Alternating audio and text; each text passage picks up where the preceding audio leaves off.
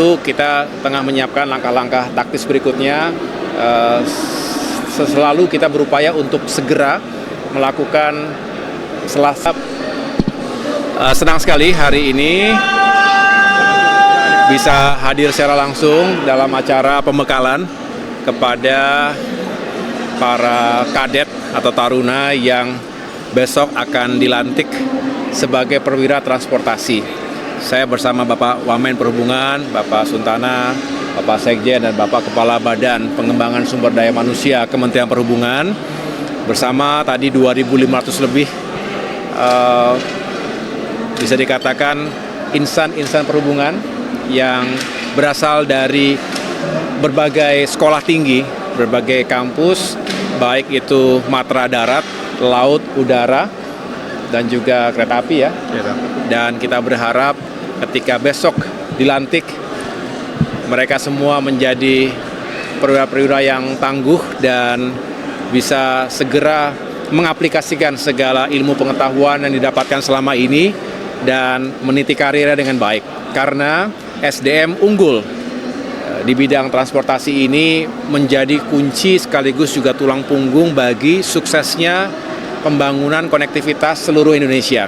Saya dalam kapasitas sebagai Menko Infrastruktur dan Pembangunan Kewilayahan tentu memiliki tanggung jawab juga untuk bisa sama-sama mengorkestrasi sumber daya manusia di seluruh kementerian teknis di bawah Kemenko kami ini, termasuk khususnya di Kementerian Perhubungan.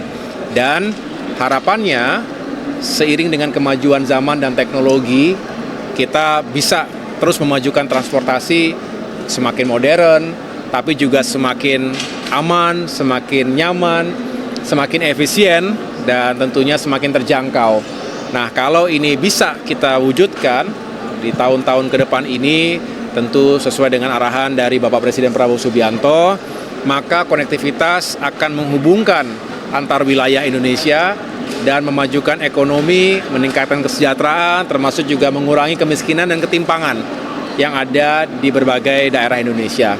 Inilah semangat hari ini.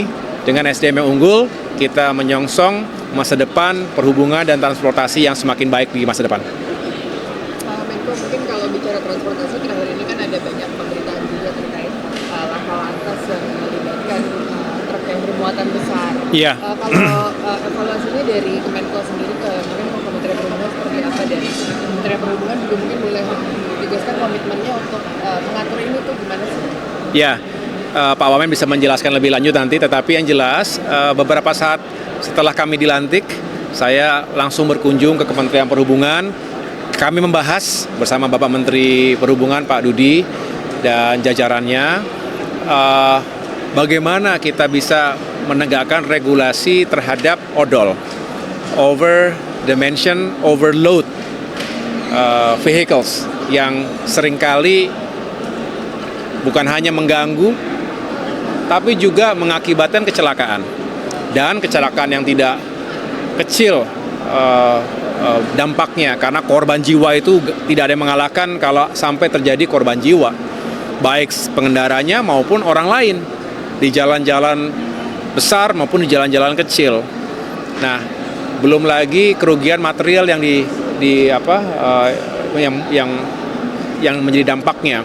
Oleh karena itu, tentu kita ingin menata ini secara serius.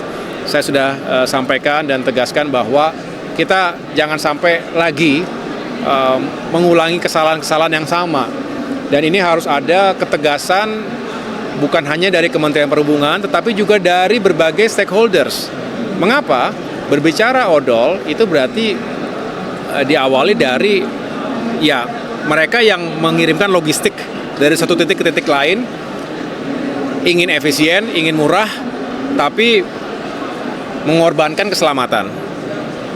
Udah pasti tidak nyaman, tapi keselamatan lebih tinggi lagi nilainya kalau sudah ada korban ya. Jadi kita ingin tegakkan itu sehingga enforcement-nya tidak hanya disempurnakan regulasinya, tetapi juga setelah itu diterapkan dengan sungguh-sungguh ya. Bahkan ada reward and punishment yang bisa dipahami oleh semua, termasuk oleh pelaku industri dan dunia usaha. Karena sekali lagi jangan sampai atas nama efisiensi, atas nama supaya murah dan lain sebagainya, kemudian mengorbankan keselamatan dan kenyamanan pengguna jalan dimanapun ya. Tetapi kita juga paham bahwa untuk meyakinkan pertumbuhan ekonomi yang baik juga harus dicari solusi yang baik ya. Oleh karena itu kami terus menggodok ini dan sedang telah lebih lanjut dan mungkin bisa dijelaskan lebih lanjut oleh Pak Wamen. Silakan. Terima kasih Pak Menko, teman-teman media. Dari beberapa kecelakaan lalu lintas yang terjadi kita evaluasi. Memang salah satunya adalah kendaraan yang over dimensi itu. Nah, Kementerian Perhubungan di bawah koordinasi Menko Infrastruktur sedang mencari cara bagaimana menertibkan itu. Pertimbangannya adalah faktor keselamatan dan keamanan. Kita akan segera mulai untuk segera dibuat dan dilalui dengan sosialisasi. Memang selain faktor kendaraan juga faktor manusianya. Kita akan mencoba mengingat lagi masyarakat untuk tertib berdisiplin lalu lintas. Demikian, Pak. Ya. Investigasi dari kecelakaan yang di Cipularang kemarin itu bagaimana, Pak? Sekarang kami sedang kepolisian dengan kita semua sedang olah TKP. Hari ini olah TKP langsung dihadiri oleh teman-teman dari Komisi 5. Ya, insya Allah hasil olah TKP hari ini bisa segera diproses hasilnya. Karena kemarin kita lebih mengamankan supaya jalan itu bisa berfungsi seperti biasa. Alhamdulillah olah TKP sudah dilaksanakan kemarin, tapi penyempurnanya akan dilaksanakan hari ini bersama instansi terkait. Oke? Komisi 5 ini meminta untuk adanya RUU LLAJ masuk prolegnas prioritas karena memang kan ini untuk mengatur juga soal odol yang tadi kata Pak Menko. Itu gimana dari Wamen sendiri dan juga Pak Menko, apakah akan menyambut baik dan juga usulan dari DPR itu gimana? Apapun yang menjadi suara masyarakat melalui DPR akan kita tindak lanjuti, kita aspirasi itu akan tindak lanjuti. Untuk hal yang baik pasti kita akan tindak lanjuti. Ya, makasih ya. Oke, makasih teman-teman. Pak, mengenai koordinasi untuk rekonstruksi bencana gunung Merapi dan apakah koordinasi Pak antara dengan kementerian yang di bawah Kementerian? Iya, kemarin saya berkomunikasi dengan Menteri Perumahan dan Kawasan Permukiman Pak Marwara Sirait. Beliau akan hari ini atau besok akan ke lokasi ya untuk juga melihat secara langsung, dan tentu kita tengah menyiapkan langkah-langkah taktis berikutnya.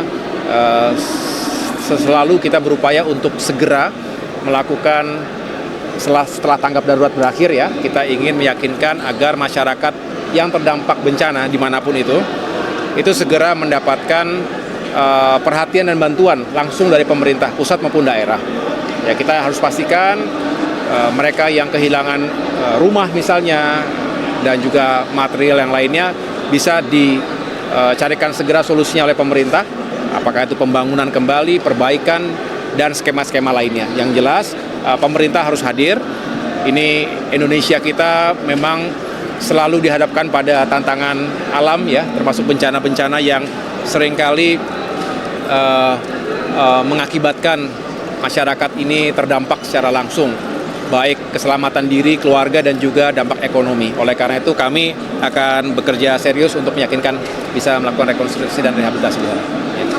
Oke, makasih. Menyinggung soal pembangunan di Bali, terutama Bandara Bali Utara, itu gimana Mas progresnya? Apa udah ada rencana kapan akan mulai dibangun? Tadi saya tidak menyebutkan itu tadi sebetulnya, tapi saya hanya menyampaikan bahwa kita harus meyakinkan agar permasalahan kemacetan di Bali ini juga bisa dicarikan solusinya dalam waktu dekat ini. Saya sudah berkunjung langsung dan mendapatkan penjelasan dari Gubernur Bali termasuk jajarannya, yang intinya kami sedang menelusuri semuanya, opsi-opsinya apa saja, karena memang Bali ini merupakan salah satu etalase dan kita tahu destinasi pariwisata bukan hanya unggulan tapi berkelas dunia. Jadi wisatawan mancanegara yang berdatangan tentunya kita harapkan tidak terganggu, termasuk juga tentunya wisatawan domestik ya dalam negeri sendiri. Karena kalau terganggu tidak nyaman karena kemacetan maupun ya kehilangan kenyamanannya saat berada di Bali tersebut, tentunya akan berdampak secara signifikan, bukan hanya untuk Bali tetapi juga untuk destinasi pariwisata Indonesia lainnya. Jadi kami tengah mencari solusi yang terbaik di sana.